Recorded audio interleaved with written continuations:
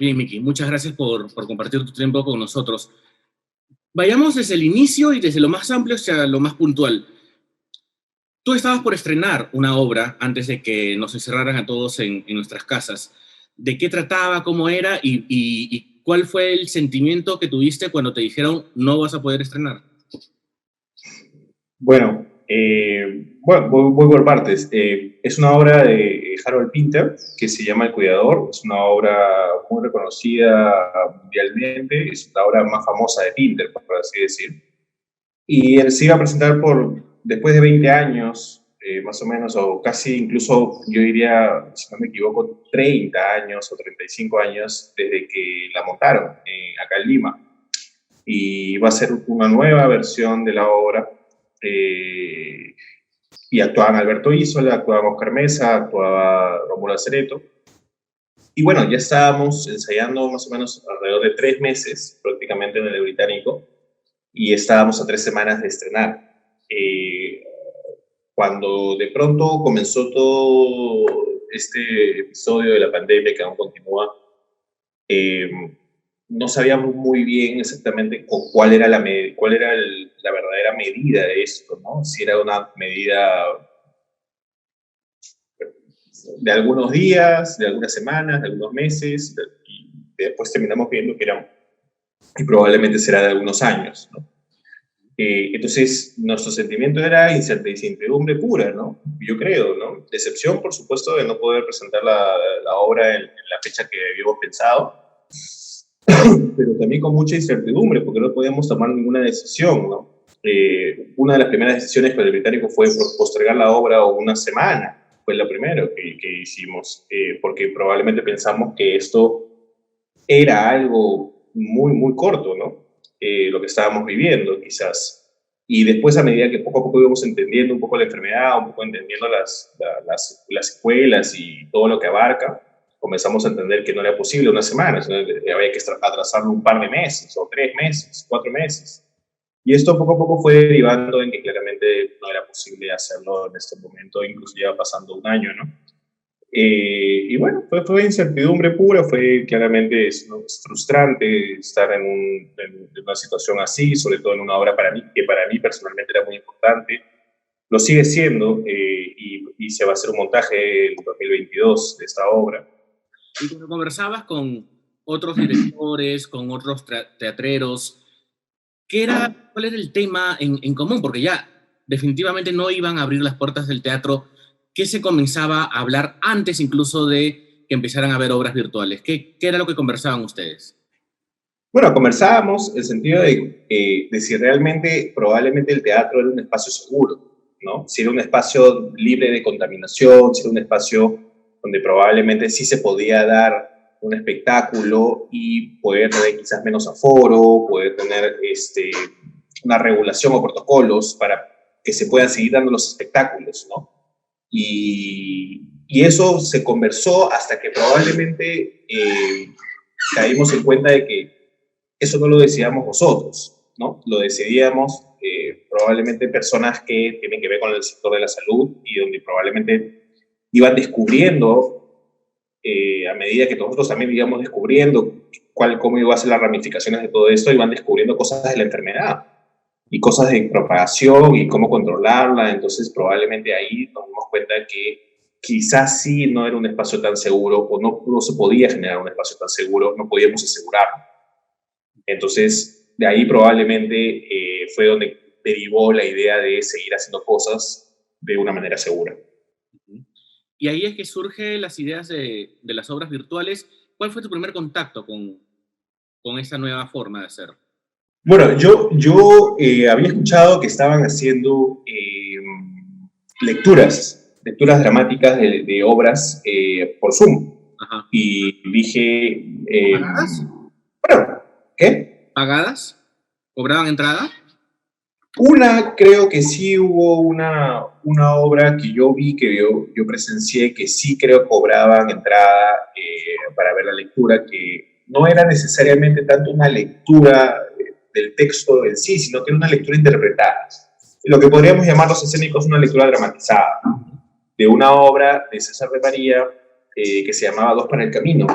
que actuaba Manuel Gold, perdóname, no recuerdo quién más actuaba con él. Y yo lo vi y me pareció interesante porque claramente en la lectura con la interpretación había algo que los escénicos buscamos mucho, que era la verdad, ¿no? Había verdad en momentos donde probablemente el texto no era un impedimento, sino era una herramienta para conectar con el otro. Entonces, cuando comencé a ver ese tipo de propuestas, me dije a mí mismo que probablemente sí se podía generar una verdad particular en este medio, ¿no? No sé qué tipo de verdad era, no sé cómo se le llamaría eso, no sabía por qué había que hacerlo en vivo también, probablemente quizás el vivo ha sido como una resistencia escénica, ¿no? Como probablemente apostar por estar en ese momento haciendo lo que estamos haciendo y no tener un registro necesariamente, ¿no? Entonces, a partir de eso comenzamos a probar, ¿no? Fue así que me puse en contacto con Mariana del Taos, le dije que quería hacer una obra suya, que me parecía una obra importante, que ella había escrito hace mucho tiempo, hace 20 años, y que en estos momentos para mí generaba mayor relevancia, ¿no? Porque era un momento donde estábamos hablando de probablemente dos suicidas que están perdiendo las esperanzas de vivir.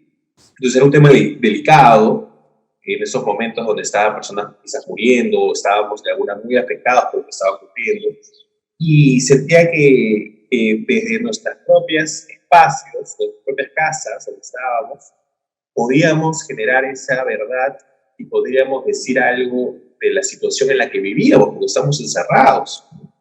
Entonces, creo que partió de una necesidad profundamente artística de querer seguir diciendo cosas, a pesar de las limitaciones, ¿no? Entonces, a partir de eso nació esta idea, y después, al momento de realizarla, claramente ya entra todo el lenguaje artístico, donde probablemente nos damos cuenta que se necesita un camarógrafo, se necesita probablemente un director de fotografía, se necesita un director de arte, se va armando el proyecto, cómo sería, cómo haríamos esta obra de esta manera, con dos actores a distancia, en distintas casas.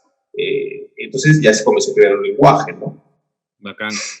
Y el trabajo con los actores, te le acercas a los actores y les dices, vamos a hacer algo que nunca hemos hecho, pero ¿cómo fue ese proceso y de qué manera es que puedes llevar adelante algo que nunca se había probado? Porque uno diría, bueno, tengo referencias o tengo cosas donde apoyarme porque antes han hecho, ¿no?, cosas otras personas, pero acá eras uno de los primeros directores que se lanzaba a probar ese tipo de cosas.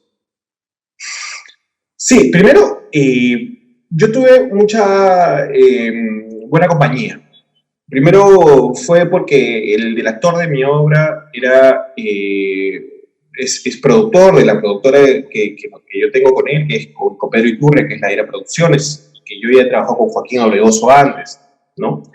Y también Aira es mi novia y también a la vez tenía muchos deseos y mucho amor por el texto, ¿no?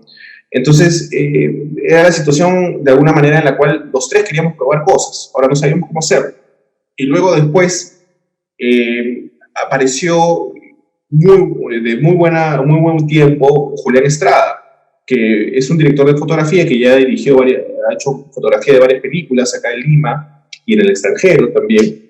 Y es mi amigo de hace muchos años y tenemos una comunicación muy clara sobre el cine, somos muy apasionados sobre el cine.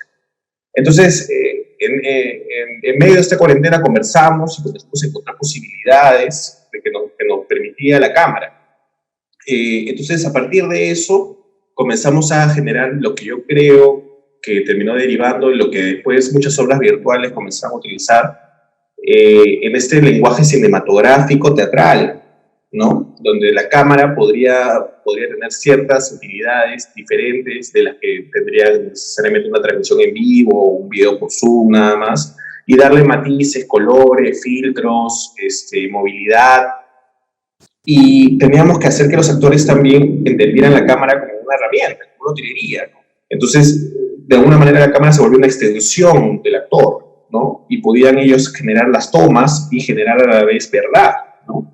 Y para eso teníamos que pasar por un proceso un poco engorroso, que creo yo que es que el actor tenía que ser multifásico, ¿no? O sea, hacer 1000 tareas, aprenderse el texto, actuar, estar concentrado, tener su vestuario y a la vez poncharse a sí mismo, ¿no?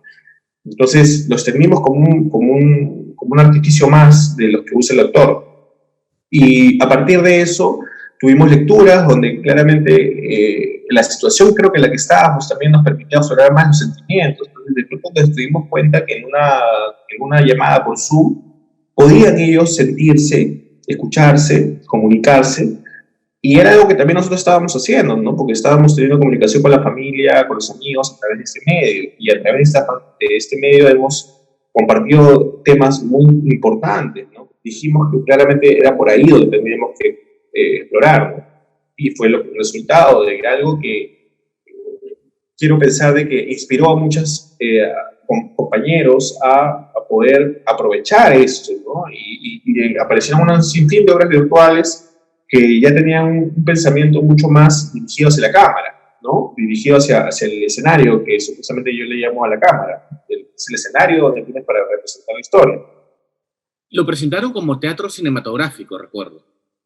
Sí, sí, porque creo que era el término que más le acuñaba a lo que estábamos haciendo, ¿no? Porque también la historia eran de dos suicidas que están juntos en un espacio en la Costa Verde y están por tirarse, ¿no? Del puente Milena, que en ese momento no había puente, no estaba cubierto.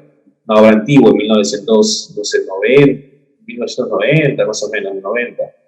Y claramente una de las premisas es que están juntos en un mismo espacio y están esperando suicidarse, ¿no?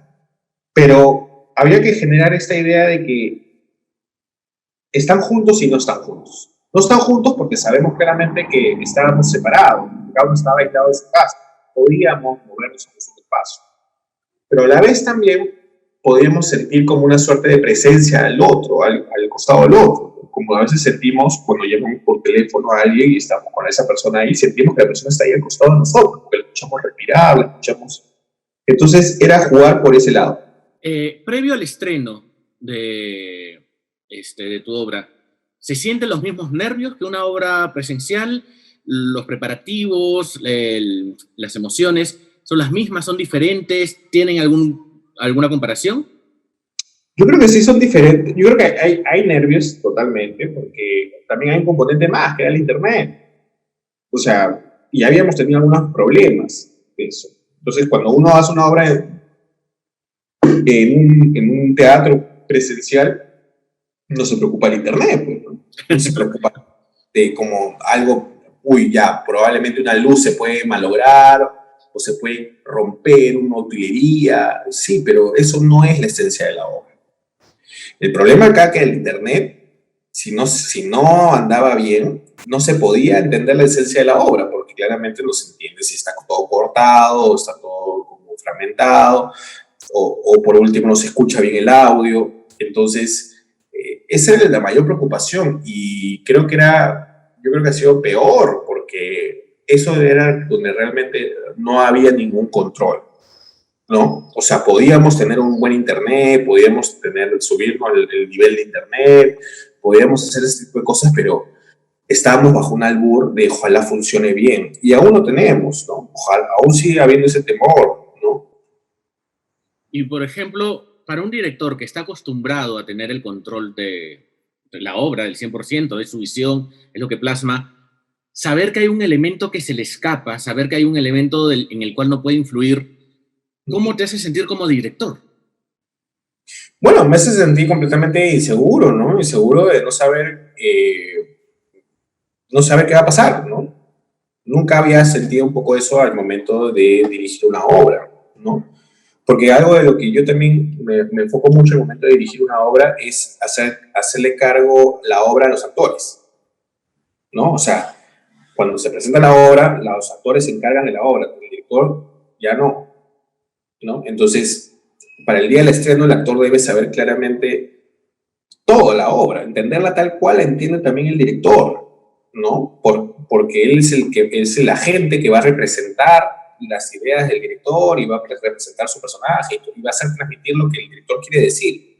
Entonces yo me encargo de eso mucho siempre en los montajes que hago, ¿no? Para tratar de que cuando ya llegue el día del estreno ya no dependan de mí en absoluto, ¿no?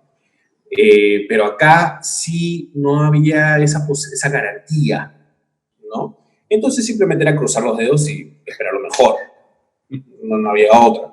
También eso también era importante porque también es un acto de soltar. Vinieron más obras, ¿no? Y construyeron la ira. Quisiera que conversemos un poco sobre eso, sobre la formación de la ira. ¿La ira nace con qué propósito? Creo que la ira nació con una idea de querer decir cosas que realmente sean relevantes, ¿no? O sea, que realmente toquemos temas que están en la vida actualmente y que probablemente deberíamos conversar sobre esas cosas, ¿no? Y para eso era la selección de las obras que íbamos a representar, que justamente dijeran eso.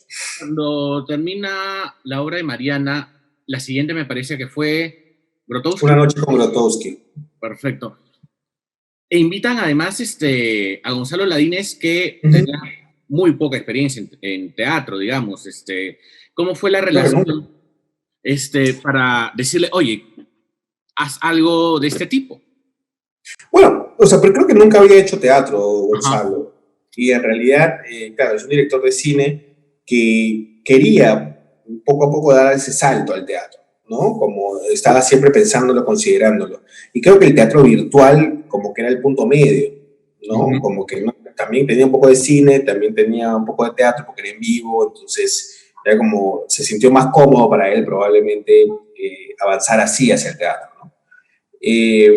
Y lo invitamos a Gonzalo y claramente cuando invitamos a un director dejamos que el director nos proponga un poco qué es lo que quiere hacer, ¿no? Y probablemente también Gonzalo es dramaturgo, es guionista y director, no solamente director, ¿no? Entonces él me pidió que iba a escribir algo, ¿no? Quería hablar un poco sobre los actores, lo que estaba pasando en ese momento, pero tocarlo con humor, como él lo es, y que le gusta esta cosa metateatral, ¿no? Un poquito que los actores se representen a sí mismos, etcétera. Entonces me pareció una idea original, interesante, ¿no? Y divertida, y queríamos tener un elenco también de muy buenos actores, reconocidos actores, ¿no? Y ahí fue donde estuvo Pietro Civil, Pablo Saldarriaga, Gustavo Bueno, Claret Kea y Manuel Gol, ¿no? Y fue una comedia corta, estamos hablando de 30 minutos aproximadamente, pero que jugaba un poco con los actores desde su casa, ¿no? Con un thriller suspenso que fue muy interesante y fue un éxito también. Vendimos más de 1.700 entradas, wow, probablemente, para el Grotowski. Creo que ha sido definitivamente ha sido la obra más exitosa de la ira. Y tal vez del teatro virtual peruano, ¿no? Probablemente. Sí. Probablemente, claro. Luego de Grotowski vino Submarinos. Sí. Submarinos. Y ahí también invitaron a una directora. Sí, invitamos a Paloma de Reyes de Sá, que es una directora brasilera peruana y que es directora de Gestus. Y había esta idea de comenzar a buscar otro camino de obras, como por ejemplo obras futurísticas que tengan que ver un poco más con mundos muy propios, distintos al mundo real. Y decía cosas, me parece también importantes, como por ejemplo hablaba sobre las teorías de conspiración, hablaba sobre probablemente el autoritarismo, hablaba sobre... Y cómo el poder puede sacrificar a los que no importan tanto, ¿no? Que hoy en día parece tan cercano. También, o como el Estado o la autoridad como enemigo del pensamiento libre, ¿no? Entonces, eso me parece que se veía en la obra y tenía un tono cómico claramente, pero se sentía y conmovía mucho, ¿no? Y le fue muy bien a la obra, mucha gente la vio y la nominaron, creo que en todas las categorías, en luces, ¿no? En comercio. Sí, y en oficio crítico también. Y luego ya vuelves a dirigir y también escribes en Tiempos Mejores. Sí. ¿Por qué? Sí. ¿Por qué Tiempos Mejores? Empecemos por el título. Porque claramente no estábamos en los mejores tiempos. ¿Era una cuestión de darle la vuelta? No eran buenos tiempos, claramente, pero probablemente puedan venir tiempos mejores después de estos tiempos que estamos viviendo, ¿no? Y también a la vez creo que tenía una dicotomía, ¿no? Es decir, en la obra se habla mucho acerca del abuso sexual y se habla acerca de las personas que señalan o no se ponen en contra de este abuso, ¿no? y cómo a veces pasamos ese tipo de cosas por agua tibia y no les damos la debida atención y la debida sanción al respecto. Entonces, estos tiempos que estamos viviendo justamente son tiempos mejores porque justamente ya sí hay sanciones, como sanciones morales o sanciones públicas, pero no necesariamente penales, o son tiempos donde probablemente el hacer escarnio de este tipo de casos a través de las redes sociales o a través de posiciones muy tajantes y fuertes, es lo que corresponde. ¿Es mejor eso o es peor? Y tiene además algo que no había pasado creo que antes, ¿no? Tener un elenco repartido en 3 partes del mundo muy lejanas. Sí. A propósito, ¿no? O sea, tenías la idea de hacer un trabajo con un elenco que estuviera repartido en diferentes partes del mundo. Sí, yo tenía, como te dije, tenía esta idea del 2013 de hacer una obra con diferentes actores de distintas partes del mundo, ¿no? Que estuvieran en pantallas en un teatro presencial. Pero cuando se abrió la posibilidad de poder trabajar en teatro virtual, claramente quería desarrollar esta idea y quería, si vamos a expandir el teatro, si vamos a usar este medio, bueno, habría que expandirlo, ¿no? Habría que realmente aprovecharlo al máximo, ¿no? ¿Y cómo lo vamos a aprovechar al máximo? Trabajando con actores en diferentes continentes, pero que a la vez estén conectados y sintiendo cosas y a la vez también compartiendo sentimientos y emociones. Entonces me parecía que ver eso era algo nuevo, totalmente escaso, ¿no? Ahora, esa era la idea, ¿no? Con Rasek Barragán, que es el dramaturgo también conmigo de la obra, nos juntamos y comenzamos a hablar de una familia repartida por el mundo, ¿no?